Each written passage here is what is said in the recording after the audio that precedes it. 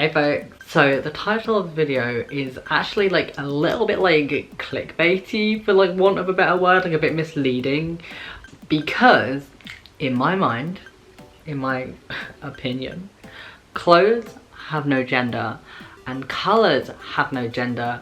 Therefore, defining Fairy K through femininity versus masculinity, it's kind of void. Like, there's no one particular way to dress in Fairy K. Like, defining the differences between like Fairy K girl and Fairy K boy, it's the only difference is that you're either a girl wearing Fairy K or you're a boy wearing Fairy K, or like me, you're non-binary and you're wearing Fairy K.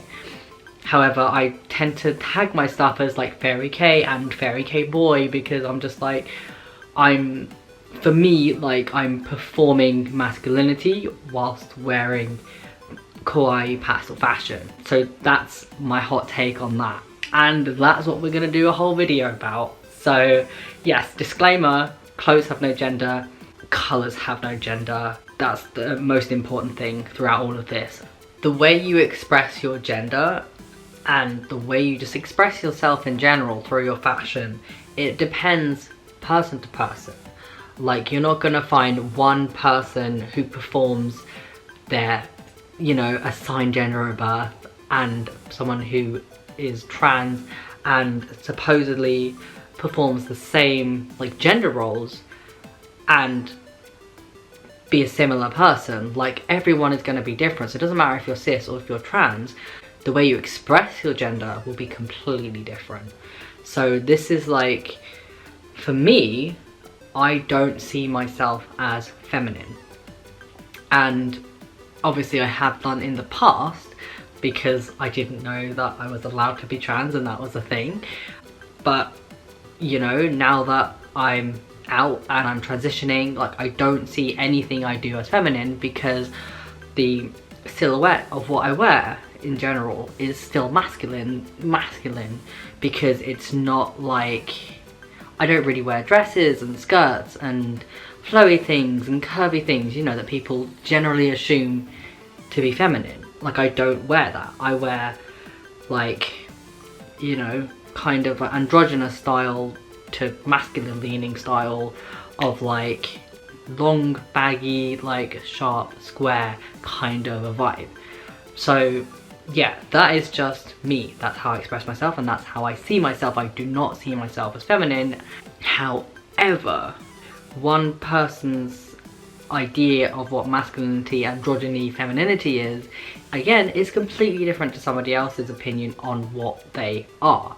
So if you dress in Fairy K in what I would consider a more masculine silhouette, but if you still wanted to associate that with femininity because that's how you see it, then that's totally valid, because that's your perception of your gender expression through your clothes. There's obviously been like this rise in popularity of the term femboy, and on a personal level, I don't associate with it. I see myself as a pretty boy because there's a less like association with femininity, because pretty doesn't necessarily just mean it's not focused on femininity, you know?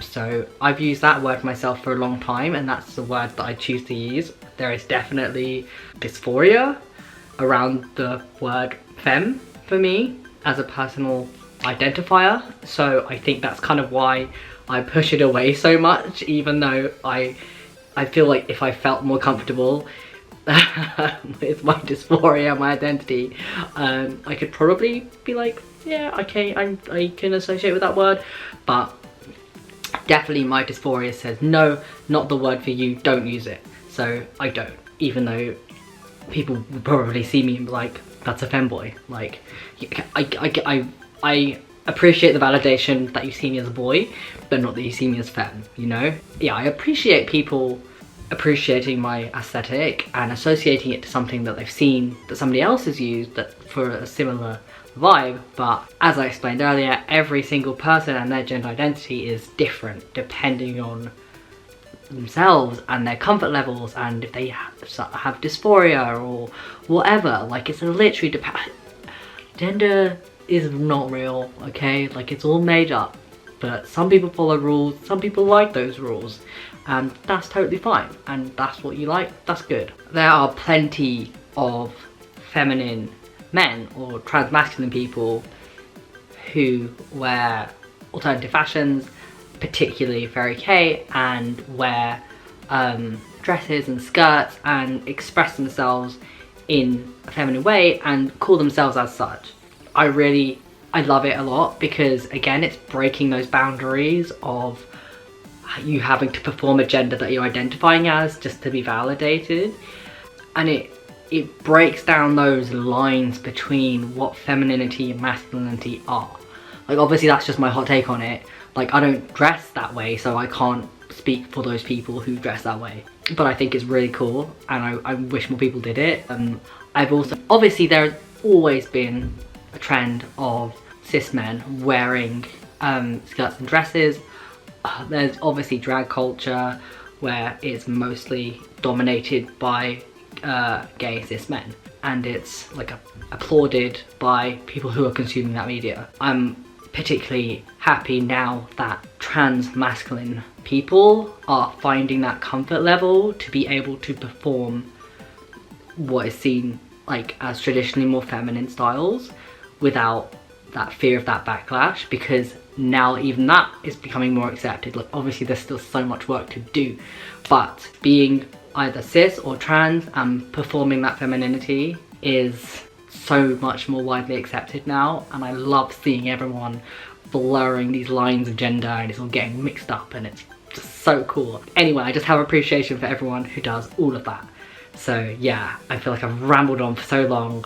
So the point of this video to navigate Fairy K as a trans masculine person who typically has dysphoria with things that are traditionally associated with femininity. Going back onto how I feel, that great thing about fashion is that it's so diverse that you can wear whatever you want. When I wear Fairy K, my general go-to look involves like a t-shirt, some shorts or joggers, and like tights and socks. And then I accessorize with like hats and glasses and chokers. It's really simple look. So when it comes to like layering, it tends to just be like shorts with tights, or a sweater with a t-shirt, or cardigan with a t-shirt. So I feel like for me that's like where that layering comes in. For me, my looks come down to, does this particular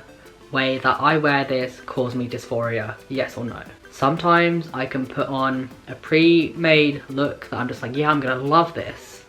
And then I put it on and I look at myself in the mirror and I just have this wash of dysphoria just hit me so hard. And I'm like, why? This is such a cute freaking look. Why does it make me feel that way? And like, obviously, like I have a lot of issues with like the shape of my body.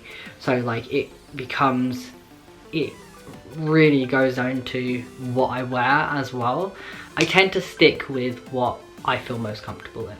And what I feel most comfortable in is a baggy t-shirt with a baggy sweater, just like this, and then shorts or joggers or jeans or whatever. For me, that is kind of like the traditional masculine silhouette, and that's how I feel most comfortable in expressing myself through my fashion and my gender. That for me really alleviates that dysphoria when it comes to wearing pastel clothing or like Fairy K as a trans masculine person who has severe dysphoria over things like that. However, when it comes to colours, then it means nothing to me. Like, I will literally wear any colour and feel great in it. As long as like the shape of the clothes don't give me dysphoria, the colours do not matter.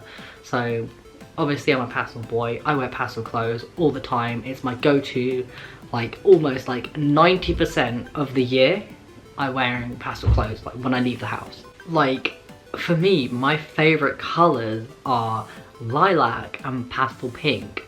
So like literally like this. So it would be really hard for me to navigate life if pastel colours, particularly pink and lilac, gave me dysphoria, because that would really suck. I'm very lucky that it doesn't, and I'm able to live my life how I wish and dress however I want. So yeah, I guess like the point is I dress in like a typically masculine silhouette. The only difference is the colors that I use and how I adorn myself with the accessories, you know, like the necklaces and the chokers and whatever. So that is what helps me dress the way I do and not feel uncomfortable and judged. I still get misgendered day to day at work because of my face and my voice and my height, and I guess on like adding that other layer would be how I dress. Being able to dress the way I want to, I kind of have to acknowledge that that will happen. Like, it's okay, like I go some days without getting misgendered at all. Like, people might be thinking it in their heads, but they never say anything out loud. And sometimes I get gendered correctly, and that's great. But like, sometimes I literally have a badge here that says he, him, and I'll be looking at a customer and they'll be like, she. And I'm like, do you have eyes? Do you not know that trans people exist? Like, at this point, you will know that trans people exist and that we're very prevalent now. And then sometimes I get gendered correctly and I'm just like, me? Am I that he/sir that you're referring to? Or the boy? Is that me? That's great, I love that. Like, obviously, like, I'm non-binary, but like in public, I like people to see me as a boy just because it's easier that way. Like, I have that privilege of using he, him pronouns and like being happy with being seen as a boy and identifying as a boy. And like for me, obviously, like I see myself as a demi-boy, so I'm somewhere in between agender and boy. Like I'm somewhere in that weird little section, and that's where I like to be. And like I don't feel like I have to perform a certain way to be like valid as non-binary, and I don't feel like I have to be perform a certain way to be valid as like a boy, to be seen as a boy. Like, I'm happy with my expression and using the pronouns that I do, and that all of it makes me completely comfortable. Like, I love it. I love having that kind of like middle ground within like gender expression to just do whatever I want. It's great, and like I really hope that other people who are like, you know, non-binary, trans-masculine have a great time like that too.